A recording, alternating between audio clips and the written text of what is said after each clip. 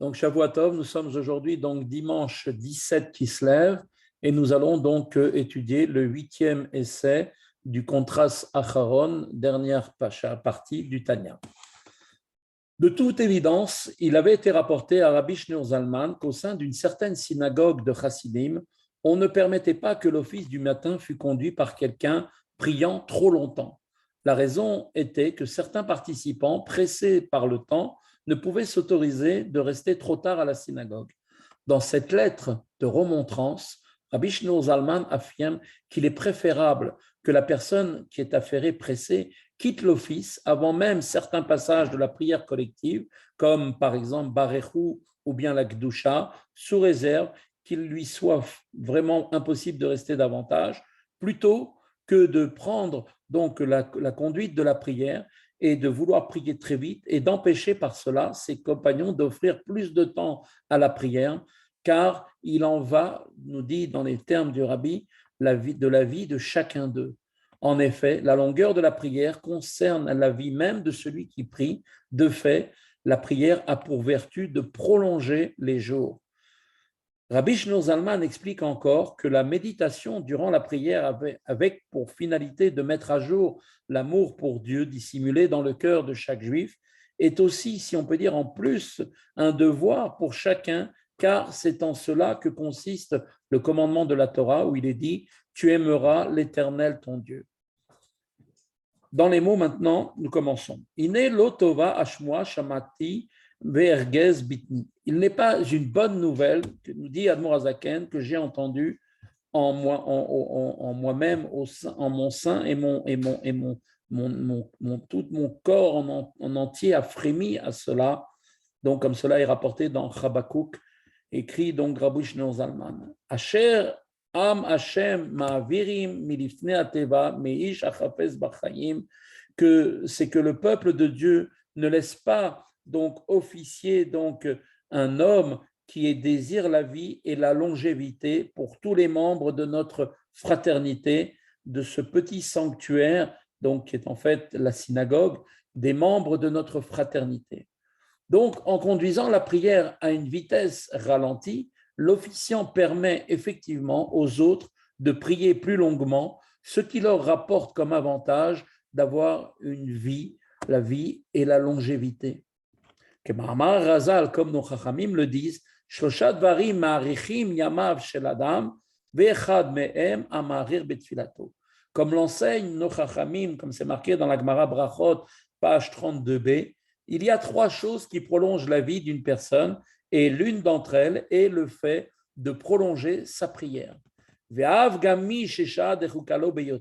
Et donc, même si quelqu'un est extrêmement pressé par l'heure et n'a absolument pas la possibilité d'attendre jusqu'à la réponse collective de la Gdusha dans la répétition de la Hamida par cet officiant, eh bien, alotov tov lo shelo lishmoa Gdusha ou barechu, ne vaut-il pas mieux pour lui, à cette personne pressée, de renoncer à écouter la Gdusha et Barechu plutôt que de porter atteinte à la vie de ceux qui désirent la vie et souhaitent prier donc longuement, comme il est dit, Milired achayim shel achafetzim bachayim ve'ones rachmana ptira. Et après tout, la Torah a donc tranché que celui qui est empêché, malgré lui, eh bien, est exonéré par la Torah. Comme cela est rapporté dans la Gemara de Nedarim, donc la page 27a. Donc, et en plus, nous savons très bien que l'officiant va le rendre quitte de son devoir, comme cela est rapporté dans Shulchan Aruch d'Admor Hazaken, Orach Chaim, donc au chapitre 124, halacha numéro 1, eh bien, nous dit, même s'il n'a pas, cette personne, entendu la Gdusha et Baruchu, comme eh bien, le Shaliach Tzibur le rendra quitte, comme s'il les avait lui-même entendus, toujours la même référence du Shulchan Aruch. Et cela, le seul fait d'entendre, même s'il n'a rien à réciter lui-même, eh bien, est considéré par la halacha comme s'il avait véritablement répondu, toujours à ce même endroit du Shulchan Aruch. Contrairement à d'autres situations de contrainte dans lesquelles la Torah exonère de sa responsabilité l'intéressé, sans aller jusqu'à le considérer comme s'il avait accompli son obligation, l'officiant, le Shaliach Tzibur, eh bien ici le rend quitte même de son devoir. Kedeita begmara gabe am shebesadot. Comme le dit par exemple le Talmud dans le traité Rosh Hashanah, page 35a, nous dit par exemple, c'est le cas des gens qui se trouvent dans les champs, donc les paysans, qui ils sont considérés comme empêchés de prier. Puis, eh bien, on considère à propos de ces gens-là, c'est comme il avait rendu quitte, c'est pas comme si, c'est il les rend véritablement quitte de leur obligation de réciter la prière, non seulement la prière des bénédictions et tout le reste, mais même du Shmoné Esrei, par la répétition que l'officiant fait. Cette répétition a pour but de rendre quitte toutes les personnes qui n'ont pas pu être présents à la prière, et donc c'est comme si il l'avait entendu de lui véritablement. Voilà une des raisons profondes de pourquoi nous faisons la répétition de la Gdusha au moment de la Hamida. Et la Gdusha et Barechu font également partie des obligations dont ils sont rendus quittes par l'intermédiaire du Shaliach Sibour, donc de l'officiant. Autrement dit, l'officiant les rend non seulement quittes de leur devoir de prier, mais aussi de celui de répondre à la Kedusha et à Barechu. Ainsi, donc, il apparaît clairement que celui qui est empêché et ne peut en aucune façon participer à Barechu et à la Kedusha sera rendu quitte de son devoir par l'officiant Shaliach Tzibur. Et il ne doit donc avoir aucun inconvénient à ce que les autres prolongent leur prière. Si lui est pressé, eh bien qu'il parte, mais qu'il laisse les autres prier de la manière qu'il convient, c'est-à-dire de prendre le temps. Mais les autres,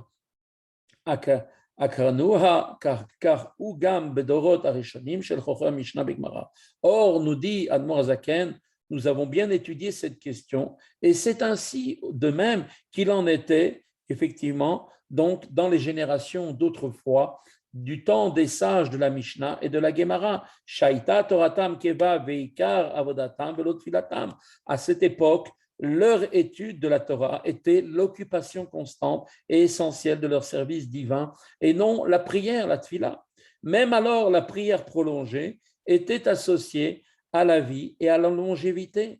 Mikol Sheken, et à plus forte raison et à fortiori à notre époque actuelle, Bekvot Mesheché, qui est en fait cette période que l'on appelle le talon du Mashiach, qui est la période qui précède l'avènement du Mashiach, She'en Toratenu Keva Matzot Etim, par notre Torah n'étant plus notre occupation constante du fait de la difficulté du temps et des vicissitudes de la vie. Beikar Avoda Beikvot Meshecha Itfila. Et l'essentiel du service de Dieu en cette période qui précède l'avènement messianique, eh bien, c'est la prière, la tfila. Comme l'a rappelé dans les écrits Rabbi Chaim Vital, que sa bénédiction, Zirchono les Bracha, soit pour une bénédiction, comme il l'a rapporté, Be'etz Chaim ou Pri Etz Chaim, dans le Etz Chaim et dans le Pri Etz Chaim, donc rapporté lui-même dans le Shar Atefila, là-bas, à la porte de la prière. Mikol Sheken Vekal Vachomer. Et combien plus a fortiori qu'il est bon et judicieux de se donner complètement à la prière. Mamash alea. Ichova shel Torah mamash mevine mada, que celle-ci, la prière prolongée, assortie d'une réflexion sur la grandeur de Dieu, est vraiment un impératif de la Torah pour tous ceux qui perçoivent l'utilité de méditer quelque peu profondément, chacun selon sa mesure. Comme cela avait été discuté, rappelez-vous, au chapitre 41 du Tanya, le temps et les efforts requis par la méditation en vue de produire des sentiments d'amour et de crainte de Dieu ne sont pas identiques pour tous. Cela dépend bien sûr des capacités de chacun. Quand d'aucuns parviennent à installer l'amour ou la crainte de Dieu en leur cœur par une brève méditation, d'autres doivent méditer longuement avec patience pour voir éclore de tels sentiments. Mais Sidur Shepro Shalmakon, dans les numérations des louanges de Dieu, béni soit-il, comme cela est rapporté dans le Tour Or HaChaim, donc chapitre 52, qui nous dit là-bas, donc en fait, que les prières dans les psukés des Imra et dans les deux bénédictions qui précèdent le schéma, donc c'est-à-dire à partir de Baruch She'amar jusqu'au schéma, cela s'appelle les psukés des Imra, à savoir aussi les deux bénédictions avant le schéma, le Yotzer Or et Ahavat Olam, eh bien, sont faits. Pourquoi? Afin d'éveiller par ces bénédictions l'amour latent dans le cœur de chacun, de chaque juif, de manière à ce qu'il atteigne un stade de révélation, cet amour, dans le cœur, ouvertement, durant la lecture du schéma elle-même, qui elle-même, cette lecture du schéma, suscite et succède à ces bénédictions et donc est l'apogée, si on peut dire, du sentiment d'amour pour Dieu qui doit être au moment où on le récite le schéma Israël. Chez Zoti Mitzvah Ahava, c'est là même le commandement d'aimer Dieu qui est énoncé dans le verset, dans le Deutéronome du verset, c'est marqué Ve'ahavta et Hashem Elokecha, tu aimeras l'Éternel ton Dieu, Bechol Vafra, de tout ton cœur, de toute ton âme, Bechol Meodecha, de tous tes moyens, et qui est en fait un imnit Rishona Betayag Mitzvot, et c'est là ce commandement d'aimer Dieu dans le verset, tu aimeras l'Éternel de tout ton cœur, qui est compté la première mitzvah parmi les 613 commandements. Arambam Zal, comme l'écrit le Maïmonide de mémoire bénie, c'est l'un des fondements de la Torah et sa racine. Elle est en même temps ce sentiment d'amour pour Dieu qui doit la première mitzvah. Elle est aussi en même temps la source originelle de tous les 248 commandements positifs. Rabbi Shneur Zalman a de même écrit dans le chapitre 4 du Tanya que c'est celui qui aime le nom de Dieu qui accomplit ses commandements avec vérité. Comment accomplissons-nous avec vérité les commandements de Dieu? Eh bien, avec l'amour de Dieu. Cette injonction, tu aimeras l'Éternel ton Dieu, correspond en fait au devoir qui nous a été donné en juin par la Torah, qui nous demande de méditer pendant la prière en vue d'éveiller et d'arriver en fait à révéler l'amour qui est caché dans notre cœur au moment où on va réciter le Kriyat Shema, car le sentiment d'amour en soi ne saurait donc faire l'objet d'un commandement. Comment pourrait-on dire en effet, demander à quelqu'un aime? Aimer, c'est quelque chose qui est un sentiment. Un sentiment, ce n'est pas quelque chose que l'on peut commander.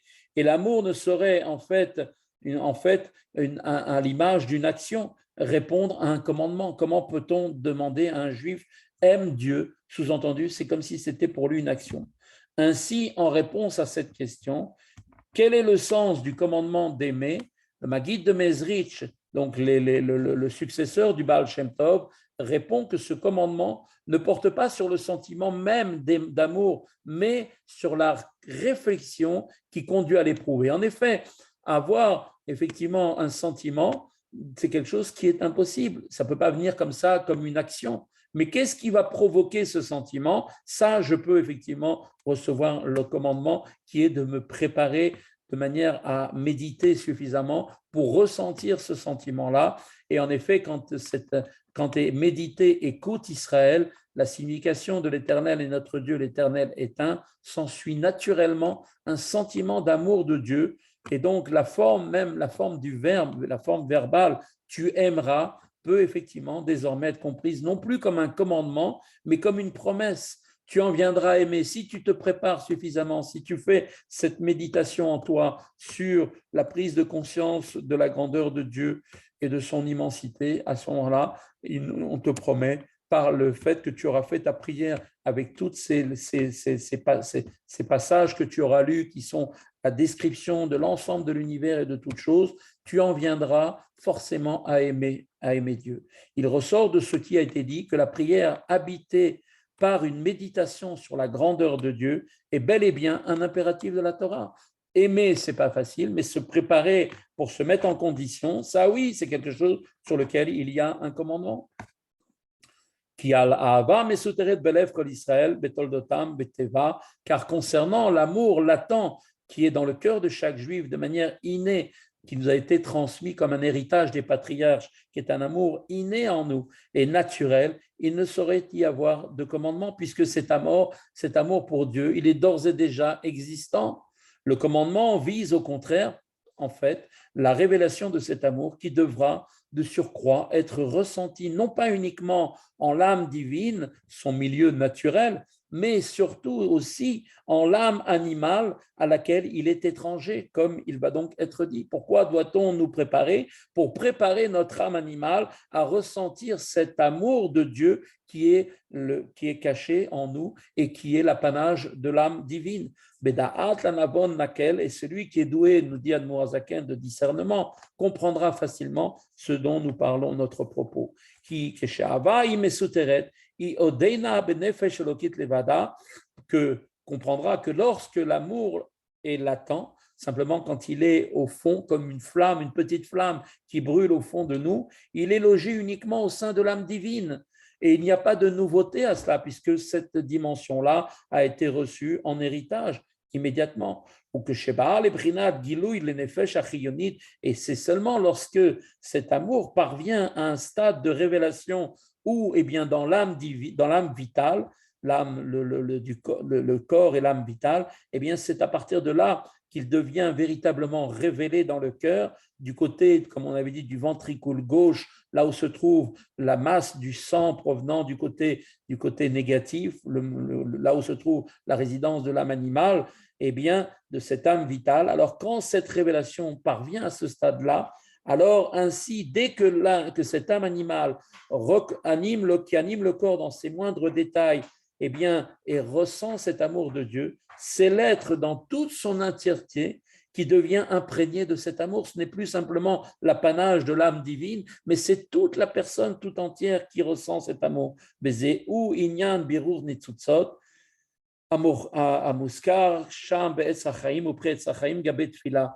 Et c'est là maintenant on comprend le sens de l'extraction et l'élévation des étincelles qui avait été évoqué à cette référence dans le Etz Chaim et le Pre'etz Chaim au sujet de la prière, à savoir que par la prière est réalisée l'extraction, cette élévation donc des étincelles qui sont tombées du monde de Tohu et les ramener à leur source spirituelle.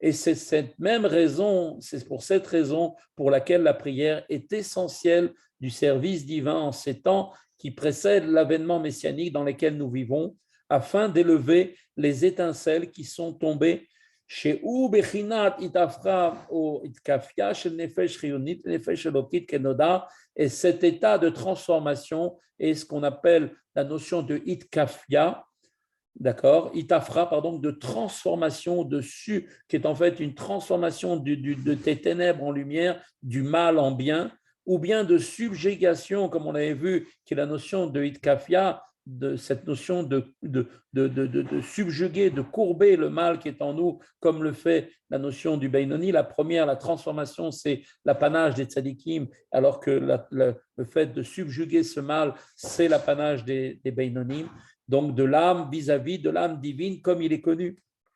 Qu'Adam ou un nefesh, comme il est connu, car le sang, eh bien, c'est l'âme, comme on l'avait expliqué dans le Deutéronome. Et il est aussi la vitalité de l'être. Et le sang est renouvelé chaque jour par les aliments et la boisson que nous absorbons, en mettant le boire et le manger au service des aspirations spirituelles de l'âme divine. Eh bien, que se passe-t-il? Eh bien, on élève ces étincelles contenues dans les aliments et dans les boissons.